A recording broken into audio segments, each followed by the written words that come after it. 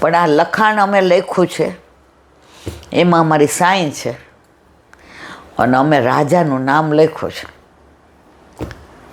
એની 2 copy બનાવી છે, એક અમારી પાસે રાખી છે અને એક એટલા માટે આપણી પધરામણી કરી છે.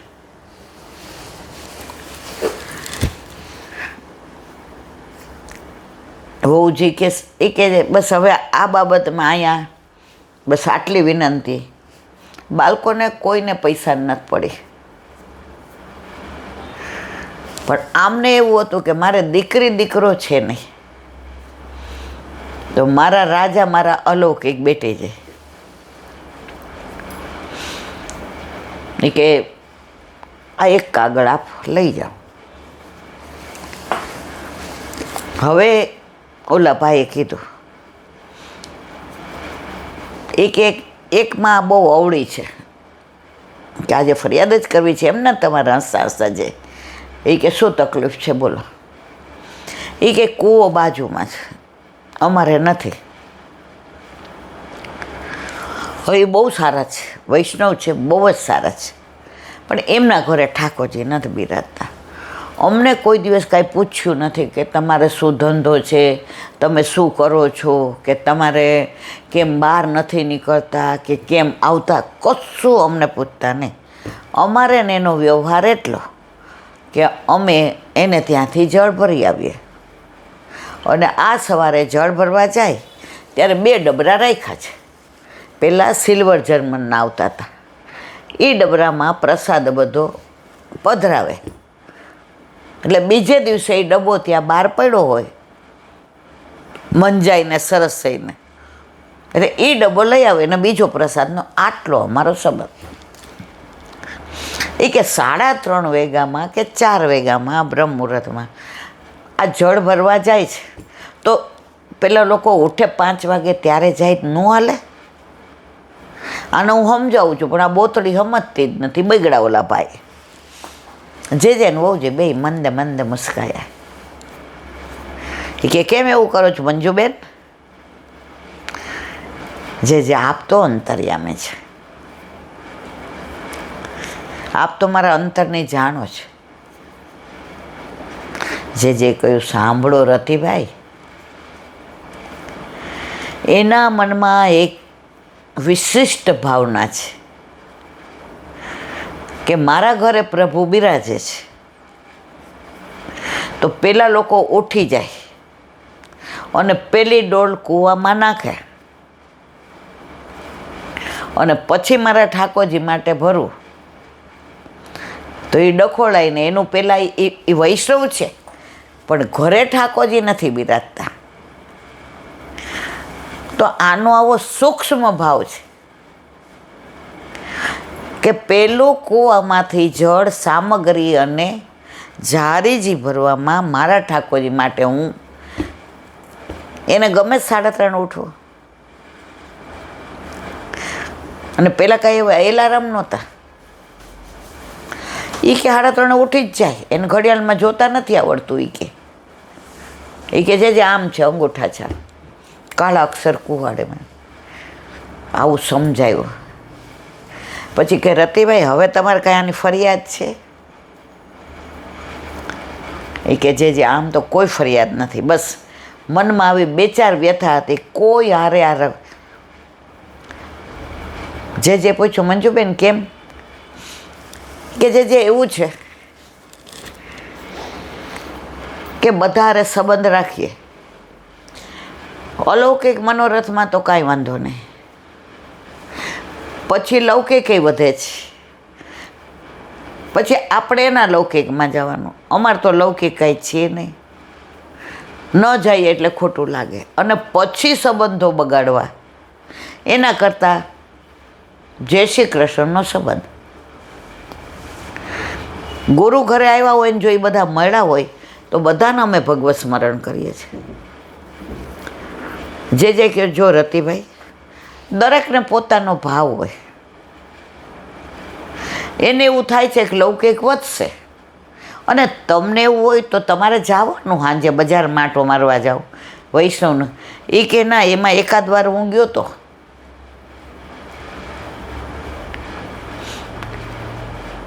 તો એક જણે મને રસ્તામાં બોલાવ્યો, એ કે અમાર બેન વાંધો પડ્યો છે, એ કે આ વ્યાજે પૈસા લઈ ગયો ને કાંઈ જણસ નથી મૂકી ગયો. હવે એની અવધિ પૂરી થઈ ગઈ છે, હવે એણે પૈસા દેવા જોઈએ ને તે જણસ મૂકવી જોઈએ કે નહીં. એ કે મને એમ થયું હું તો ખરો ભરાયો.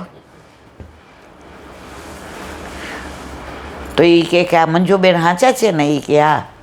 તો શું કામ ના બધી કે જે બસ આ 2-3 પ્રશ્નો હતા અને આ બધું લખાણ દેવું હતું, એટલે કે બસ હવે અમારે નહીં આવવાનું. હસ્યા જે આનંદી હતા. મારા વાલા આપે પધરાવી દીધા, આપનું ઘર બધું આપનું, અમે આપના, આપ કાયમ પધારો. જે અતિ પ્રસન્ન થયા. ભેટ ધરી તમારા પ્રભુ બહુ પ્રસન્નતાથી બિરાજે છે, આનંદથી સેવા કરો. સત્સંગમાં શું કરો છો? એ કે આને ક્યાં આવડે છે, હું વાંચું નહીં સાંભળે. પણ જે સારી વાત, અત્યાર સુધી મેં એની ફરિયાદ જ કરી. હું વાંચું છું ને મને સમજાતું નથી, સમજણ આ પાડે છે. એ ભણેલી નથી પણ ભાવ અંદરના બહુ સરસ કહે છે. કીર્તન ગાઈએ ને તો હું ઘણીવાર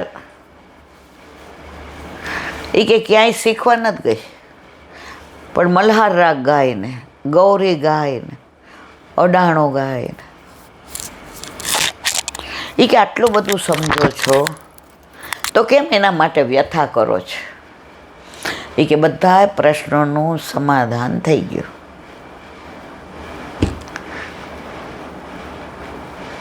વહુજીએ કીધું હવે ઓલાને એમ કે ડ્રાઈવર લાવ્યા છે, કે જેરાજ, એ કે આપણે ડ્રાઈવર છે. અહીંયા આવું તું એટલે હું કોઈને લઈ આવ્યો નહીં, મને મંજીની ખબર હતી. હવે પરાકાષ્ઠાએ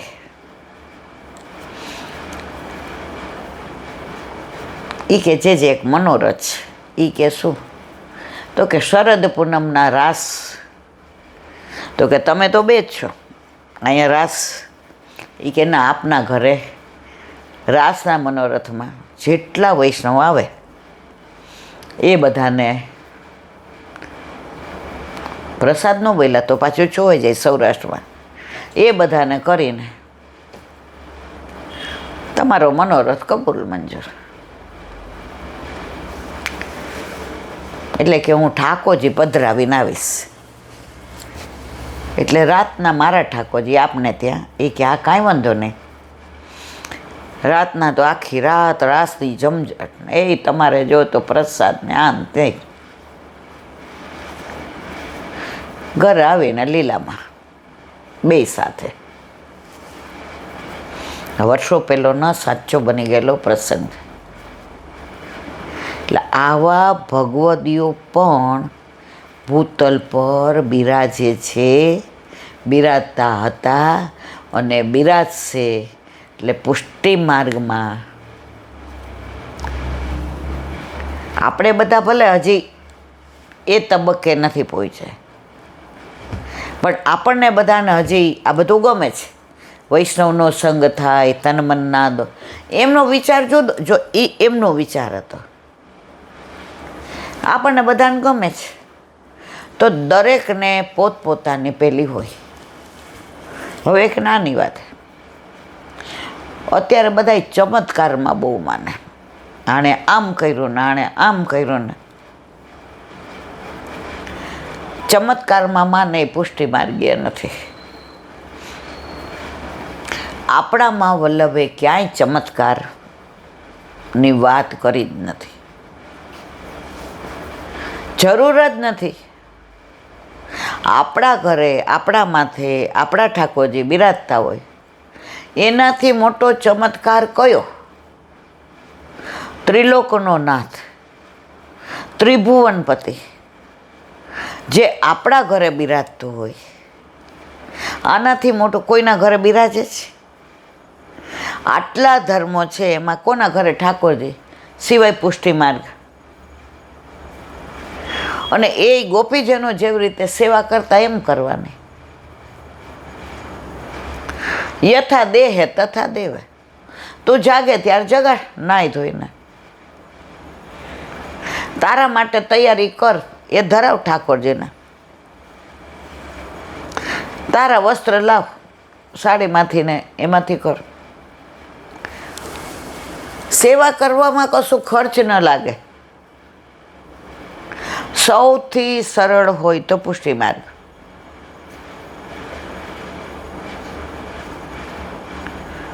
એની અંદર કાંઈ ખર્ચ જ નથી, એમાં કાંઈ વિધિ વિધાન નહીં, એમાં શાસ્ત્ર પ્રમાણે કશુંય નહીં. ઠાકોરજીના તત્સુખ સિવાયની બીજી કોઈ ભાવના પુષ્ટિ માર્ગમાં નહીં. પ્રભુને કેમ સુખ થાય, મારા પ્રભુને શ્રમ ન પડે, બસ. આના સિવાય કોઈ આપણામાં કહ્યું છે કે શાસ્ત્રમાં લખ્યું છે કે આ દિવસે સવા શેર શીરો ધરવો, લખ્યું જ ક્યાંય? કે આ ઉત્સવમાં 5.5 શેર ખીર ધરવી, લખ્યું જ ક્યાંય?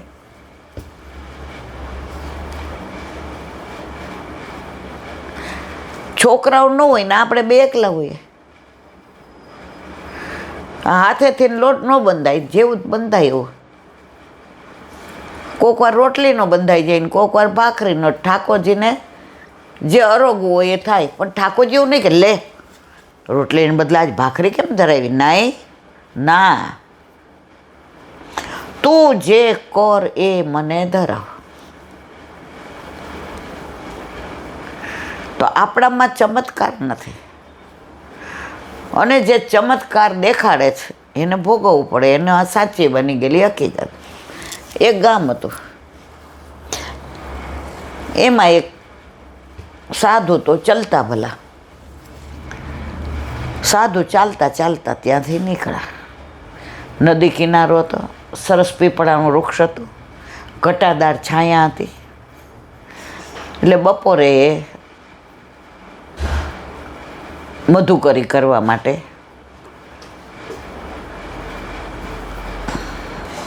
તો એ સાધુ વિચાર કર્યો, હવે 4.5 મહિના ચાલુ થાય છે, એટલે કોઈ પણ પહેલાંમાં 4.5 મહિના સાધુ હોય, સંત હોય કે મા સતીજી કે હોય, 4.5 મહિના વિહાર ન કરે, વરસાદ ને ઓલા બધા બધું. એટલે એ નિયમ જ. એટલે એણે વિચાર કર્યો કે હવે 4.5 મહિના ચાલુ. એટલે ગામમાં મધુકરી કરવા ગયા. તો બધાએ કીધું હવે અમારા ગામમાં રહી જાઓ. એટલે કે હું મધુકરી કરવા નહીં આવું, ખાલી જે હોય એ મને એક જ વસ્તુ પધરાવી જાય, એક જ, અને આ વાડકીથી વધુ નહીં. કે સારું. હવે બીજે દિવસથી ને બધા જે હોય વારા કાઢ્યા કા હું પધરાવીશ. અને સાંજે સત્સંગ થાય, જેને અનુકૂળતા હોય. 5 વાગ્યાનો સત્સંગ ચાલુ થાય તે 9 વાગ્યા સુધી વ્રજની, ઠાકોરજીની, કૃષ્ણની. અને પછી એમની ધ્યાનમાં બેસી જાય. ધ્યાન એટલે બસ આંખો બંધ કરીને વ્રજમાં વયા જાય ને બરસાના કે ગોકુળ કે નંદ ભવન. એટલી બધી તપસ્યા કરે કે એ સત્સંગ પૂરો થયા પછી અને સવારે નાહી ધોઈને બેસી જાય. નહીં જલ પીવાનું કે નહીં કોઈ કુદરતી પહેલાં કશું જ નહીં. હવે એકવાર એવું બન્યું કે અમાસની રાત હતી અને લગભગ સાધુ મહારાજને 4.5 મહિના પૂરા થવામાં આવ્યા હતા. તો એક જણો ત્યાં નદી હતી, ત્યાં આવીને રોવે ને પડવાની તૈયારીમાં. એટલે આમનામ, એટલે એણે હાથ પકડી તો એ શું કરે છે? જોર જોરથી, મારે મરી જાઉં છું, મને રોકો નહીં, મારે ધંધામાં ખોટ ગઈ, મારી બૈરી જતી રહી, છોકરાઓને લઈ ગઈ, મારું ઘર પડાવી લીધું બધાએ, બસ હવે મારે પતી ગયું. હવે સાધુ મહારાજે તો પહેલેથી સંસાર જોયો જ નહોતો.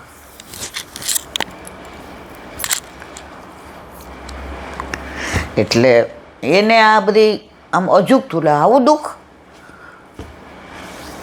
હવે એમને એટલું બધું તપ કર્યું હતું, ધ્યાન કર્યું હતું, આટલા બધા આવતા હતા, કોઈ સામું જોવે નહીં.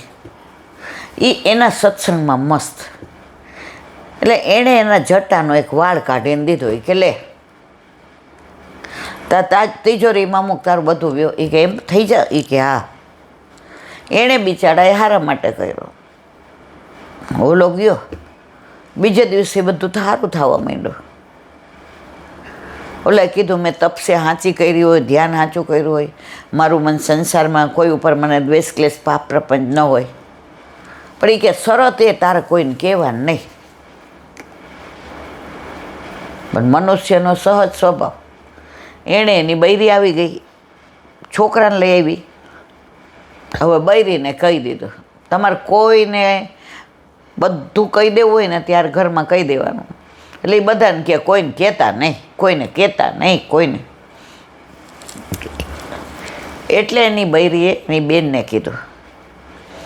એ ક્યાં હું એક રૂમમાં રહેવાનું, અમારે કર્યું છે એવું જાઓ સાધુ મહારાજ પાસે.